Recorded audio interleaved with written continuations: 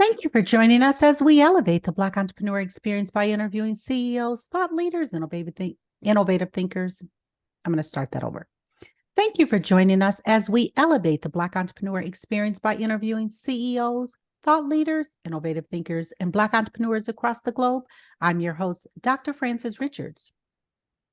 Our next guest is on a mission to bring plant-forward eating to underserved communities and populations and has a blueprint for taking your health and wellness into your own hands.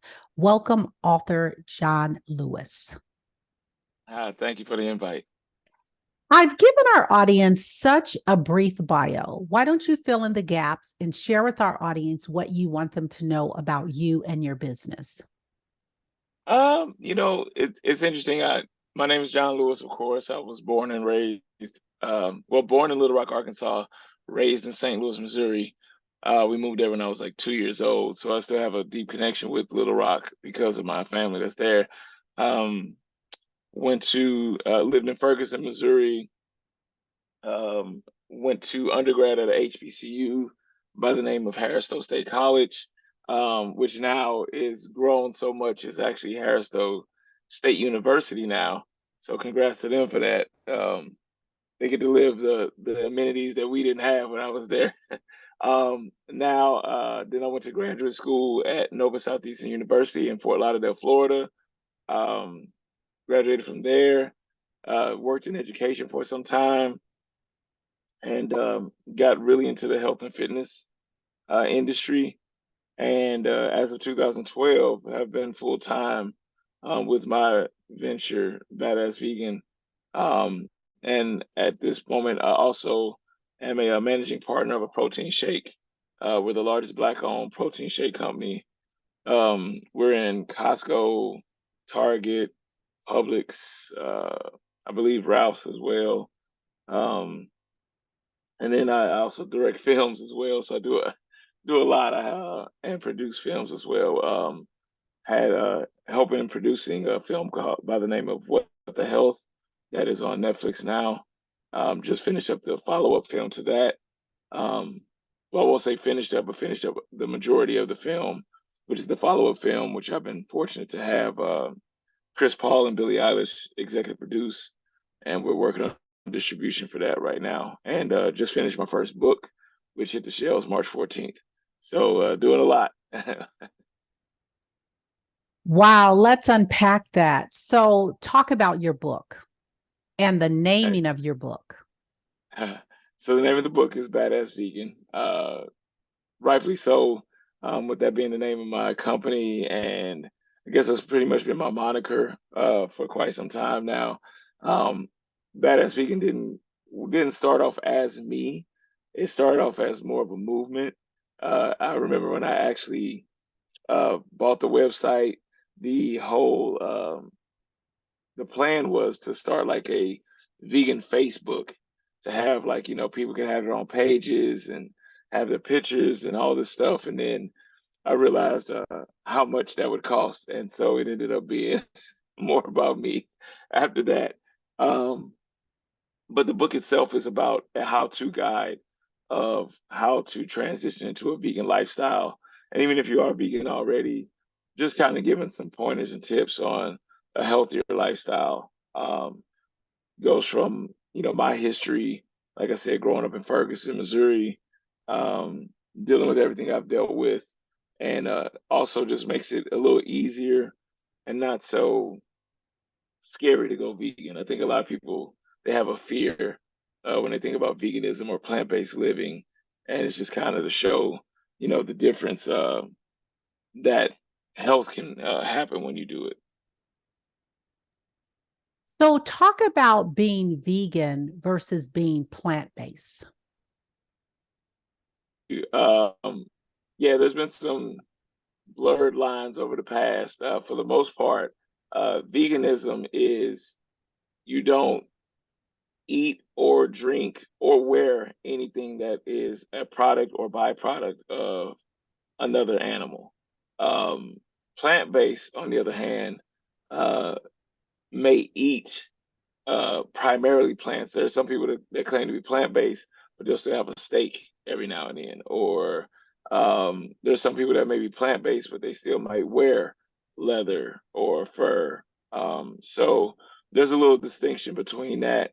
And sometimes plant-based, they still might eat or drink dairy or butter or things like that. So when it comes to veganism, it's a more regulated, I guess you could say. I don't like the word strict. It's just more regulated as far as like you don't involve in any animal products or byproducts of the animals at all. So are you full blown vegan or plant Yes, based? yes, full blown vegan. I don't wear leather. I don't wear fur. Um, I don't drink milk. Don't drink dairy. Don't eat fish. Don't eat chicken. Anything that comes from an animal or the byproduct of an animal, I don't consume or wear. And talk about your protein shake. And I want you to talk about it from what is the name of it, but also it's completely vegan and the taste. Yes. So taste is important. I'm glad you said that actually, because I think a lot of people think veganism and they're like, ah, that's gonna taste bad. It's like, no, I was not vegan my whole life. So I've been vegan 16 years now. And I can tell you if it doesn't taste good, I'm not eating it myself. So the name of it is Naturade. Um, that's our parent company. And then we have a sub brand by the name of Vegan Smart, which is that's the brand that's in Target and Publix and a lot of grocery store chains. Our Naturade uh, weight loss shake is actually in Costco. That's the one that's solely in Costco. You won't find it anywhere but Costco. But you can also order it on Costco.com. I learned something new once we got in there that you don't even have to have a membership to order from Costco.com. A lot of people don't know that.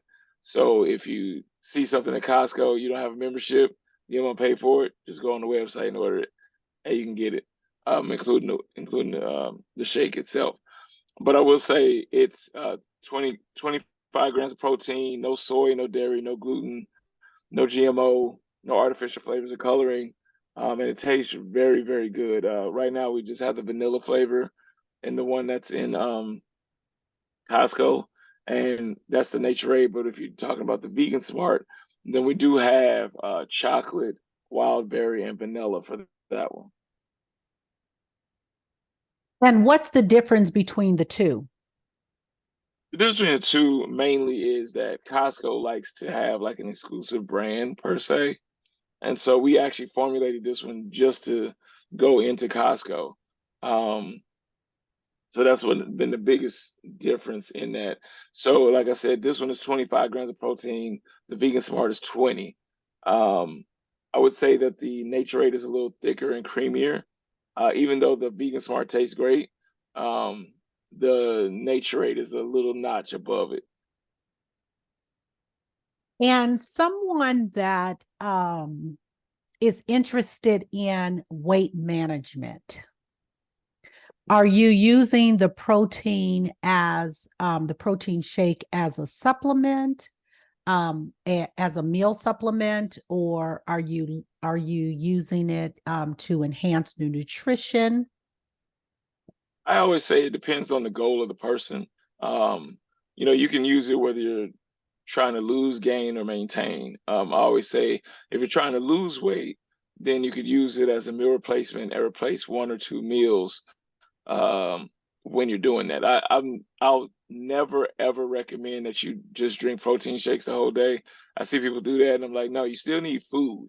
Um, Now it's good for like I said, transitioning if you're just going vegan is good for if you're time management, you don't have time to prepare a meal. It's good for assisting you in your journey, but I don't believe that it should replace all your meals. I still think we need food regardless. Um, so if you're losing, you replace one or two meals with it. If you're maintaining, you can just kind of add it on throughout the day. And if you're actually trying to gain weight, then you definitely like say you have your meal and that would be like your dessert after the meal to add to whatever you're doing. So that's the way it depends on the goal of the actual individual, and it can apply to whichever spectrum that it goes with. So talk about, John, why did you become a vegan? For me, it started with my mom was diagnosed with colon cancer. And I remember talking to the doctors, asking, how did this happen? What's going on? And that's when, the doctor informed me that, this was too much animal protein, fried fatty foods. And, at first I was like, wait a minute, this isn't hereditary. And he was like, no, this is a lifestyle choice. So I didn't go vegan immediately. And I don't even think he was suggesting I go vegan, to be honest. I think he was just telling me the facts. You can go to CDC, World Health Organization, you can see it's there. So I started doing more research. And the more research I found, I just saw that it wasn't just the cancers, it was also like the hypertension, the heart disease. It was so many things linked to this animal protein in our body that I was like, well, let me just eliminate this. I always say I'm a big believer in learning from my mistakes, but I'm a bigger believer in learning from other people's mistakes as well.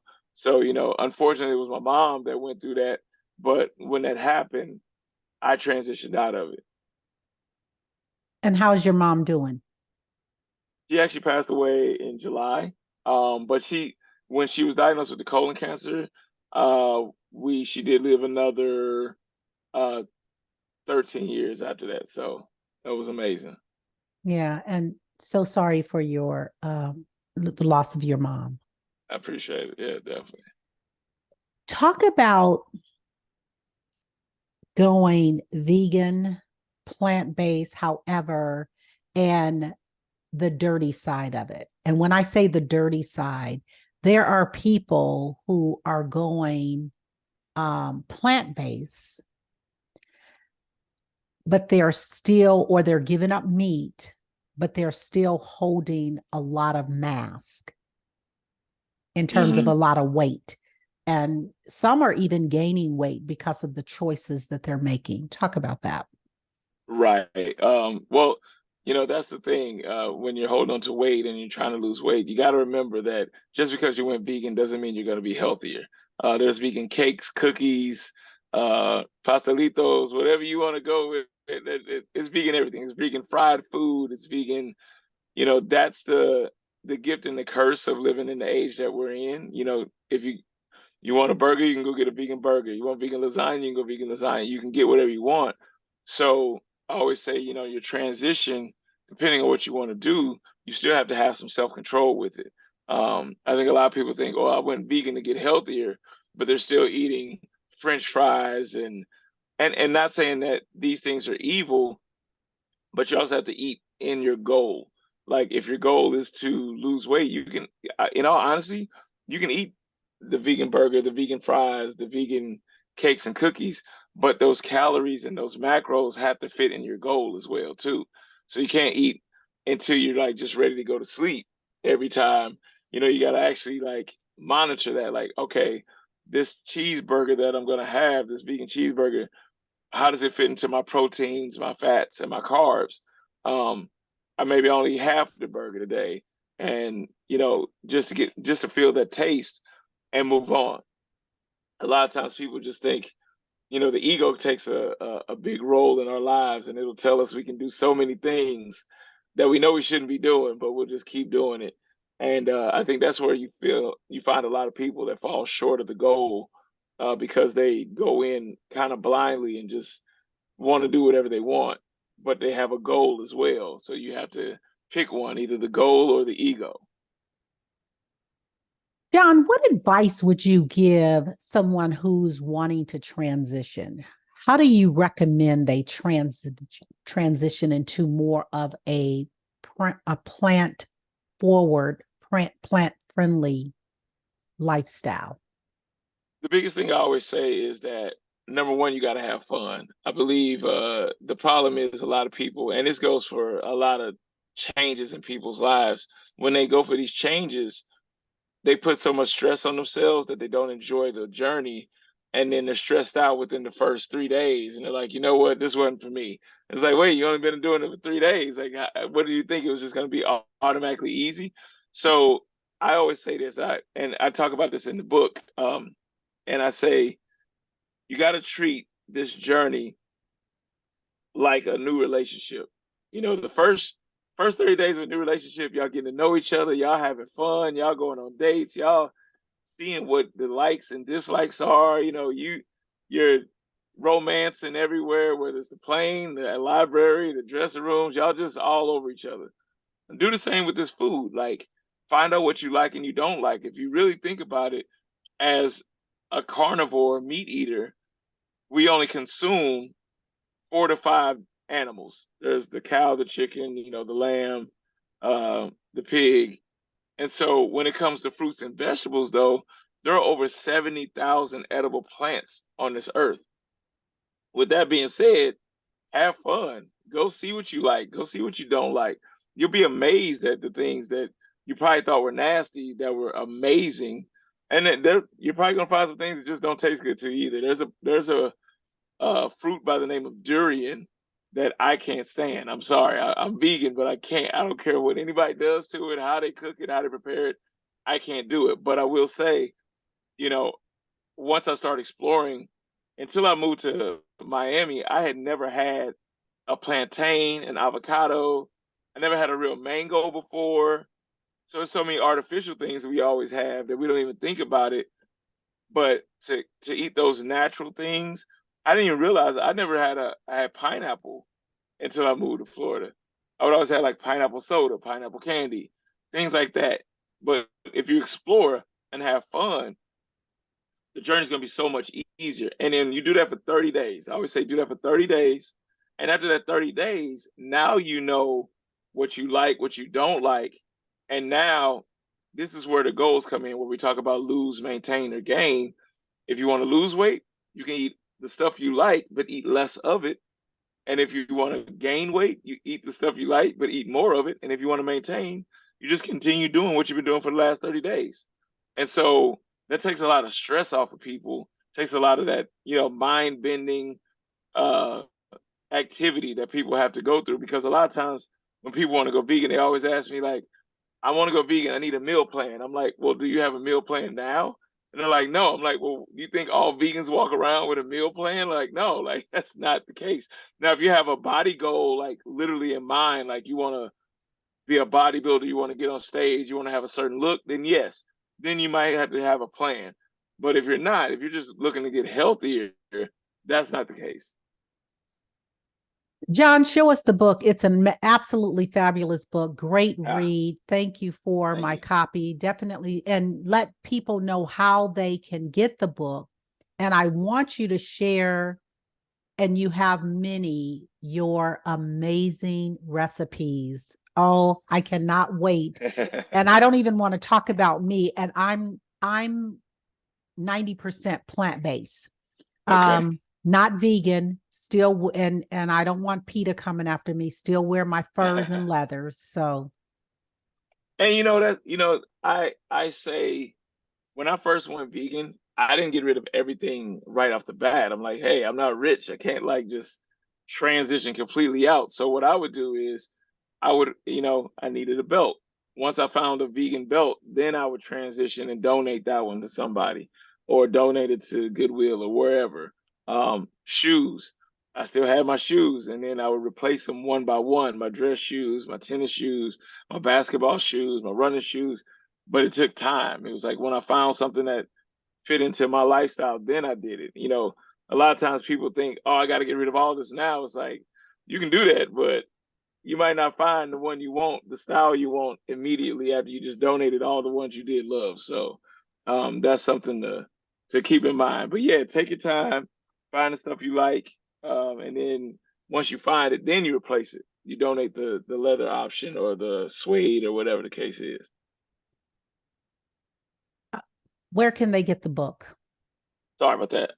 You can find the book at Barnes and Noble, Target.com, Amazon.com. A lot of local bookstores have it as well. If you go to my website on my book tab, you can find all the different locations that you can find it at. But it's pretty much everywhere. I've been very fortunate to where my publisher put it in as many locations as possible. I'm also hosting about 13 to 14 events this year, and I have the book at all the events as well. And I'm signing and autographing copies there. And where's your events? It's on, tell us the website where they can find out the events. Badassvegan.com is the website. Um, one event that I'm hosting is called the Vegan Street Fair. We just had one Sunday. It had 40,000 people there, which was amazing. It basically takes up about 6 to 7 blocks, and then it's just food vendors, clothing vendors. We had 95 vegan food vendors there. It was amazing, and basically we're doing 9 cities with that one, and that one is we did LA to kick it off. We got Miami April 22nd. Then we got New York. We got New York, Austin, Texas, Vegas, Seattle, Oakland, Atlanta. I believe that's all 8. I believe the next 8 cities. And I'm also hosting an event called the Vegan Block Party, which is in Fort Lauderdale. I host that 4 times a year. That's in one location, and I'm hosting the Vegan Soul Fest, which is in Baltimore, Maryland. And then I'll speak at a lot of different engagements too, which I'll be at, and I'll have the book there as well. It's a beautiful book, great Thank you. read. Tell us, I know you have many. Share your favorite recipe and a story behind it. I gotta go with, and I'm sorry I don't have the page right off of the bat, but I can tell you my favorite recipe, and the reason for it being my favorite recipe is the Badass Beautiful Mess. And the reason why it's my favorite recipe, there are some in there that may taste better. That's true, but this one just brings back memories because it was when I was like dead broke. I had like $8 in my account, and I was like, what am I gonna eat today? And I looked in the cupboard, and I had sweet plantains, I had quinoa, I had some onions, I had some avocados, and I was like, you know what? We're gonna put this together, and it's gonna be a beautiful mess. And I literally said it to myself, not thinking of like making a recipe out of it. It was just something that I needed, and when I tell you, it was just perfect. So you take a bed of quinoa, put it in a bowl. I like to bake the sweet plantains, keep from frying it. Not that I don't eat fried food, but I try to limit it as much as possible. So once you put that in there, you put the sweet plantains, you put, I make it into guacamole. I'm not a big fan of just avocado by itself. I like to season the avocado. So I did that, put the guacamole on top, and then I grilled the onions. And I put the grilled onions on top of that, and it's just perfect. It's got like the sweet, the savory, um, the healthy fats. It's just everything's in there. And then a lot of people don't know that quinoa actually has all the amino acids that you need. So it's a complete protein as well. So it just feels the need, and it tastes real good. And I'm going to step back and then step forward in the same conversation. So excited that you are coming to my great city, Las Vegas. So we will Ah, definitely hook up. And when you talked yes. about the quinoa, I'm interested in, and I'll explore in the book more so. I haven't been a big fan of that. And I don't know, and I've had it out at a recipe, I mean at a restaurant, not specifically making it myself. So I hadn't purchased it because I didn't like the taste of it. So Yeah. I'm gonna have to revisit that. And I believe too, and so this is the picture of the badass beautiful mess. Um, Nice. Yes, very, very tasty. But one thing I'll say is that I don't think, I think I was in the same boat when that happened, when I transitioned over and I started eating the quinoa and Amrath and checking out all these things. But one thing that we forget is that you could season all these things. Like I had to deal with, once I started working with like the seasoning, put a little oregano in there, put a little salt in there, Himalayan sea salt. Things like that, then it started to like pick up, there's a good friend of mine by the name, her name is Chef Charity Morgan, and she gave me this amazing tip. I think I mentioned it in the book, and I gave a shout out to her for it. But she always talks about, a lot of times you can make, especially when you got a big family, you don't have time to cook 18 different, meals every day. So she'll make the basics. It's like, okay, we're gonna make rice, we're gonna make beans, we're gonna make these plantains. But what she'll do is she'll make a batch of 4 different sauces for the week. So that sauce changes the whole complex of the meal. And you're not spending a lot of money, you're not going crazy. And she said her kids love it. They're like, hey, we having the red sauce today? We having the green sauce today? Like it changes the whole taste and texture of that meal. It could be the same core, but once you change that sauce, and everybody, I'm sure anybody that's watching this right now, they can think when you change that sauce, it changes the whole complex of a meal. That's awesome. I want you to have a monologue. I want you to name this person, living or not, and they've inspired you so much. Who is that person and Ooh. what are you saying to that person, John? Thank you, Mom, for everything that you've done, for instilling in me that it's okay to be confident, um, and always look out for others. Uh, just an amazing person, selfless, gave up everything. A lot of people don't know, I talk about it in the story in my documentary as well as the book. You know, she was you were really my grandmother. You adopted me at birth. My mother was addicted to crack cocaine, and I was actually born addicted to crack cocaine myself. And she still took me in and loved me like I was her own. And I love you and I appreciate that. That's a beautiful story. Thanks for sharing. Talk about becoming an author and writing the book. Mhm.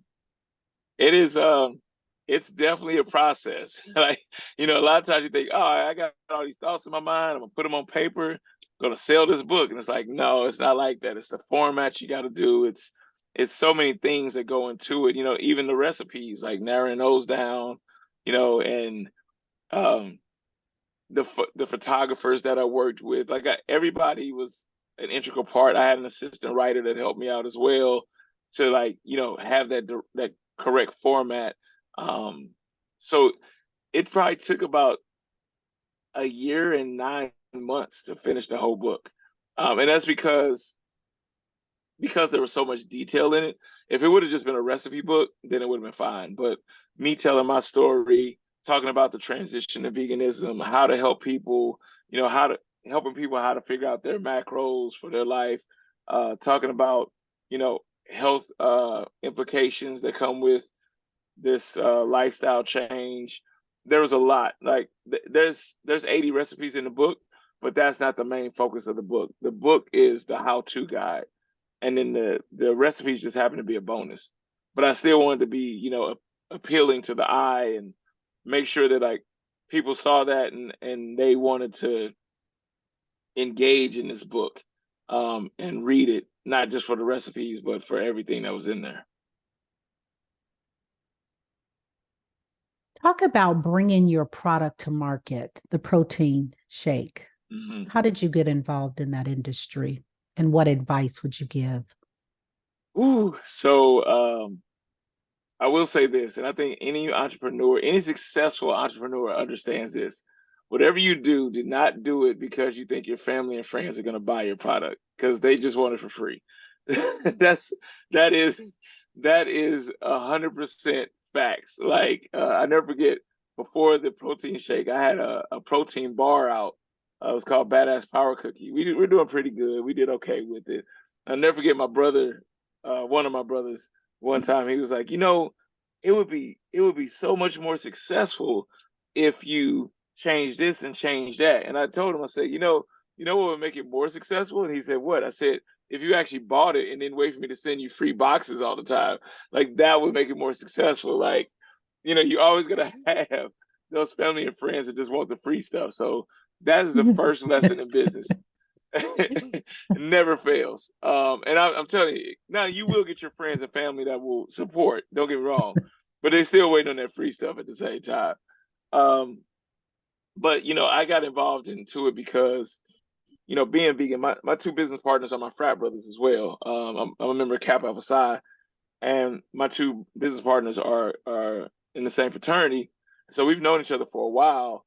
And they had bought out the company Nature Aid previously, but they didn't have any vegan items, and that's when Kareem Cook, which is like my brother at the same time and business partner, he approached me and asked me, would you help us formulate this? And I was like, of course. And I was just doing it off of the strength that we were frat brothers, whatever you want to call it.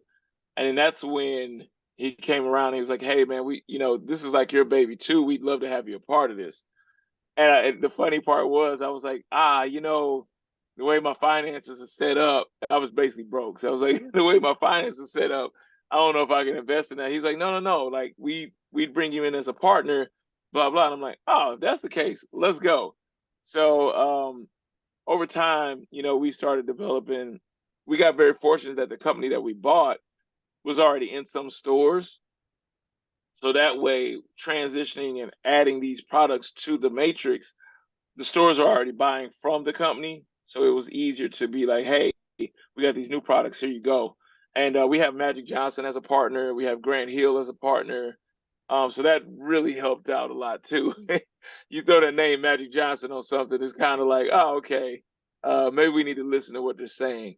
But at the end of the day, no matter what, no matter who you know, what you know, if the product is not good, because there were some, models before this that didn't taste as good. And believe me, we knew. And once we changed those tastes and those the contents to be better on the stomach, and now we got prebiotics in it as well as the probiotics to ease the gut health. And once we started really diving into that, that's when it really took off. It's because we put more energy into the actual product instead of just trying to hype the product up. Talk about raising capital. And you alluded to it when you got into business, but talk about raising capital for your business. That's another thing that I think a lot of people don't realize, can be difficult, but it also has to be, you have to be patient. That was another thing. I think a lot of times we have these goals and dreams. We're like, I got a goal and dream now. I need the money now. And people are like, all right, you got the dream and goal, but let's evaluate this. Let's look at this. Let's make sure, whether it's, the protein shake, the book, um, the films, it takes time to get this. You have to get somebody to see your goal and understand what the goal is, and the timing has to be right. There might be somebody that has the money, but they don't have the money to allocate to you at the time. And I think a lot of people get that confused too, where they're like, oh, this person's rich, so if they don't give me the money, that means they're being selfish. And they're like, no, no, no, it just, the timing's not right. And I believe the most important thing, and out just not with capital, but business in general, is that you have to be okay with this working out tomorrow or 20 years from now. That's what people don't realize. Like, your time schedule doesn't mean that's the universe's time schedule, the whole business time schedule, the bank's time schedule, whoever's going to give you the capital. Everybody has a different schedule. And you have to understand that if you really want to be successful in this, being patient, but still pushing forward is very important. I always tell everybody, I'm the friendliest pit bull you ever gonna meet. Like, I'm always nice, but I'm still gonna make sure that we get this done. Like, I'm not gonna push it. I'm not gonna bother. I'm not gonna, you know, harass anybody. But I'm gonna make sure that hey, this is over here. We're working on this and that. So, as far as capital, you really just got to make sure that the product is superior, and that you have to remember too, as an entrepreneur, you are the brand. I think a lot of times people forget that. Like, their social media page is all over the place. They got a lot of negativity. Like, these people gonna check you out. You know what I'm saying? They're gonna look and see what you're doing. If you're using the B word, all the things. Like, I crack a lot of jokes on my page, but I never degrade anybody. I never talk bad about anybody. If you want these people to invest in you, they're gonna do that background check. They're gonna see what you're talking about. They're gonna see if you spewing hate. They're gonna see if you spewing love. They're gonna see it all. So be wary of not just your product, but remember, you are your product as well. There are so many brands and businesses that are dominating. Talk about a brand or a business that's dominating that you admire and why. I would have to go with I would go with Beyond Meat. Ethan Brown, good friend of mine. I know people sometimes are like, "Oh, the mock meat, that's bad," but as far as how he's changed the game, um, and taken his company to a multi-million-dollar company from his garage, pretty much, is amazing. And his ethics are still there. He won't deal with anything that um, doesn't promote the whole community as a whole. And he's just being innovative too. He's always developing new, whether it's some kind of vegan chicken, some kind of vegan beef, some kind of vegan. They'll probably have cheese next because they do everything. And I love how he's basically penetrated the market and almost created a new market because of it. John, what is your zone of genius? Zone of genius. I don't think I've ever been asked that one. That's can you help define that? Yeah, I don't know. Another way would be, what is your superpower? Oh man, my superpower is love. It really is. Like it's so funny. I just believe if everything's done with love, everything's gonna work out. Like I said, I am I I and it starts with self love. I think people fail to realize that like the more you love yourself, the less this world can bother you. And people don't realize that. Like uh, I was talking to a good friend of mine, and we were talking about stress, and I was like, well, every situation happens to everybody almost, but the stress that comes with it is us. We put the stress on what needs. This needs to be done today. This needs to be done tomorrow. So, oh God, what am I going to do? Somebody else is like, oh, this has to be done tomorrow. Okay, well, let me get to work. So I believe that self love and having the confidence in yourself to understand that you can get this done, understand that you know I can live my healthiest life and live my most fruitful life. I think a lot of times that self love, people think they turn it into monetary. As long as I got this money, I love myself. I can go do these things. Like, yeah, but when it's all said and done, that health is the most important thing you ever gonna have. It's the most, it's the biggest wealth you'll ever have. Because there's a lot of rich people sitting on a deathbed because they didn't take care of themselves. I'm not talking about 90, 100 years old. I'm talking about like 40s and 50s that didn't live that healthy lifestyle and it came back to haunt them.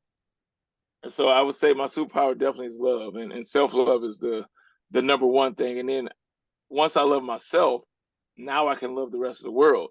But a lot of times we have this fake love inside, and we deal with, a lot of hate. And when you're full of hate already, anything can trigger you to be more hateful. But when the love is inside, it doesn't matter what's thrown your way. You won't you won't display that hate. You won't even embrace that hate. You'll push that hate away and just keep on loving. The best advice you were ever given. The best advice was ever given. Um, wow, it's a lot of those. I would have to say the best advice I was ever given is do you. And I know it sounds basic, but and it was from my mentor Jim Morris, and he just basically was like, "Do you?" Like at the end of the day, you can't be anybody else. You can only be yourself. A lot of times, people spend so much time trying to impersonate somebody else's goals, somebody else's uh, dreams, but they're not pursuing their own dreams. You can. There's only you're one of one.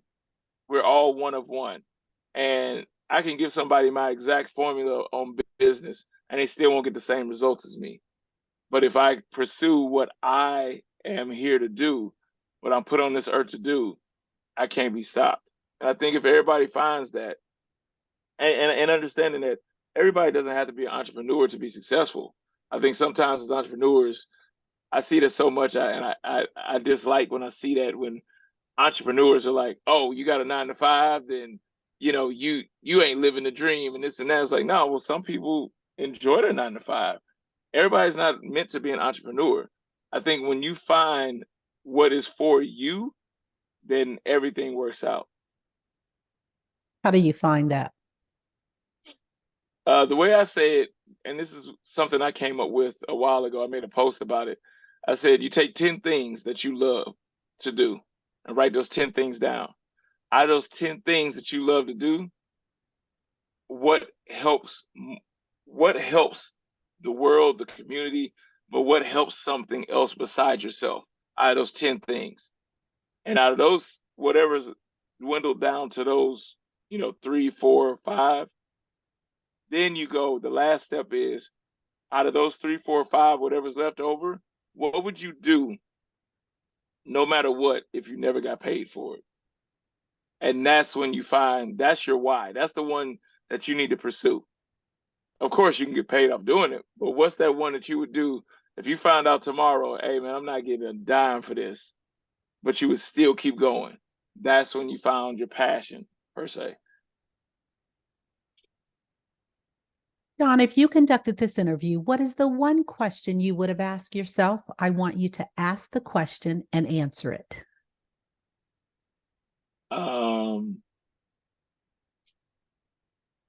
That's a good one. Man, you got some good ones here. I would say, what's next? What's next for you, John? And as far as that, I working on my co-director Keegan and myself. We're working on a series for Nat Geo. It's not official yet, but we are in talks with them about a show about basically decolonization of the world, showing the last 2,000 years of how colonization has shaped the way we live today. And from everything from our hairstyles to tattoos to earrings, the way we eat, our religion, our education, even the way we name our children. Like remember, we always sometimes we're like, why'd you name your kid that? He'll never get a job. That comes from that colonization mindset of you can't name him nothing unique. Like, I mean, my mom did the best she could, but if you look at it, my name is John, my brother's name is David, my other brother's name is Joey. I got a sister named Lisa. Like everything was so and her name was Camellia, and so she changed that narrative and that, but it's about really displaying we got enough information probably for 100 episodes, all the things we keep finding out. Um, even one of the beautiful things, and I don't want to mispronounce this name, but I don't know if you heard, New Zealand is actually changing its name back to its native name. So the country of New Zealand is actually changing back to its original. So it's like this whole decolonization of the world that is in place. We come to the part of our interview. It's called Rapid Round of Fun. I'm going to ask you a series of questions and I want you to give me very quick answers. If there's something you desire not to answer, feel free to say pass. Okay. Your ideal car. The electric Hummer. What is your comfort food? Ooh, that would have to be vegan lasagna. Oh man. The last movie you saw. Avatar. The You second one. relax. No, say it again. The second one. The second Avatar. Sorry. No, that's good. You relax doing what? Chilling with my kids. It's so funny. I actually like miss them when they're in school, like because I work from home for the most part. So yeah, that's when I relax, chilling with the kids. Shout out to the kids. Say their name, Yes. first names. Pax and Mars. So if you hear me say a lot, I say peace on Mars, because the name Pax actually means the Roman goddess of peace, and the name Mars is the Roman god of war. And it's funny because I get a lot of people sometimes they're like, "Well, why did you name your kids after the Romans?" I'm like, "Well, if you do research, you'll find out a lot of the original Romans were actually black, so that's why I did that." Thank you for sharing that. Your favorite singer or rapper? Ooh, I gotta go with, oh my goodness, Anita Baker. Your favorite dance song? Dance song. I'm just gonna say the artist. I'm gonna say Juvenile. We'll just say that. We won't say the name of the song. What food you eat every week, no matter what? That would have to be, I mean, shameless plug, but I do eat my protein shake every week, definitely.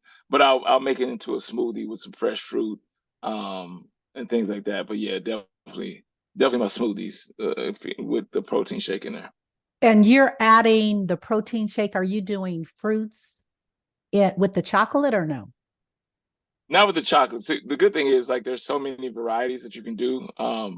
One thing I'll do with the chocolate is I might add avocado and turn it into like a pudding. I'll refrigerate it for a little while and then turn it into a pudding. With chocolate, I'll probably do like banana and peanut butter. That tastes amazing. And the good thing is you can bake with them too. So like sometimes I might use them in the cookies or make blondies out of the vanilla, or I'll make brownies out of the chocolate. So it's very diverse, has a good profile where it can be baked as well. So it just depends on what the feeling is for that week. Are your kids vegan? They're vegan as well. Yep. Thank you for sharing that. Hmm. Relax or hit the couch? Or it's really workout or hit the couch? Workout. It's crazy. I'm addicted to working out. I really am. John Lewis, thank you so much for joining us on Black Entrepreneur Experience Podcast. Before we let you go, share with our audience the best way for them to connect with you and do business with you. And feel free to leave all your social media handles. The best way to reach me, I would say, is my email address is john@badassvegan.com. Um, I'm on social media wise. I'm on probably every platform, from Instagram to Twitter to TikTok.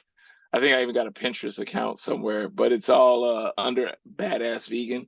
And I'll make sure that I do that because you never know, somebody might just take your name and put whatever on that page, and I want to be responsible for it. So, yeah, you can definitely reach me at all the social media links as well. Thank you. And tell them about the product again, where they can get your shakes and where they can get your book. As far as the protein shakes, you can get them at Costco, Target, Publix, um, Ralph's, Sprouts as well as Amazon Prime. We're on Amazon Prime as well. And when it comes to the book, you can find that at Barnes and Noble, Target, a lot of local bookstores as well, and Amazon Prime as well.